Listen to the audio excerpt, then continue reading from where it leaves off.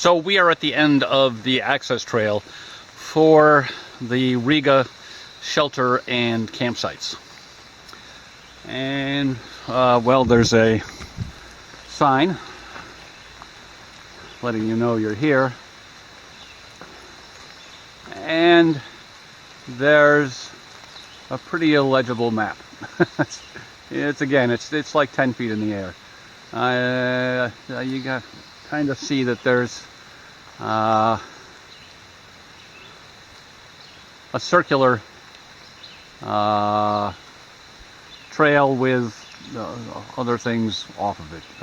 Shelter and bear box, group campsite, primitive campsites, Privy, the usual things. We'll go take a look. After crossing a brook, we come to some signs, which is good because the map was too high to read. Shelter is to the right, and campsites and Privy are to the left. We'll go check out the shelter first. A little further along on the trail, we have a bear box and instructions on how to use a bear box. So this is Riga Shelter. It is once again typical design for shelters on the AT in Connecticut. It has one feature which is, well, unique. Some idiots have either accidentally or on purpose partially burnt the shelter. It's very unfortunate. I have never stayed here or visited here previously. It's got a view, apparently. I mean, we can't see anything now, but they've cleared out some trees and such, and on a clear day you could see something out there. Okay, we've come back to the signs and the fork in the trail, and we'll go look for campsites now. So first off the campsite trail is what appears to be a group campsite.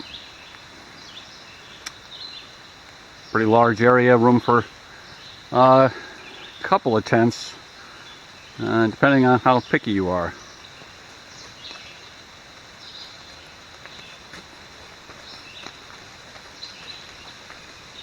Side trail to this tent pad was marked with a numeral 2. It's a reasonably nice looking tent pad. It's definitely higher than the surrounding terrain. And I think that tree and this tree could be used to hang a hammock in the general area. Another short side trail brings us to this large area that's obviously been heavily used. It's posted as a reforestation area. So, well, shouldn't be used. A tent pad officially marked as number 3. Looks pretty nice. Nothing here for a hammock. Following a somewhat longer side trail marked with a number 4 brings us to another tent platform. I'd say you could hang a hammock between the tree in the center then and the tree in the center now. They're 5.5 paces or so apart. So again, not over the tent platform, but near it. After passing the marker for the side trail to tent platform number 4, the trail splits. And if you go right, you'll head back to the shelter. And if you go left, you'll go to the Privy. And the Privy is once again one of the newer, more open designs, and of the moldering type. So, a nice Privy. So a sign indicates that this is the water source. It seems like a nice little spring. There's also a sizable brook here, but maybe that is not reliable, and maybe this is. But it's just a short distance off the main access trail. for the shelter and campsites.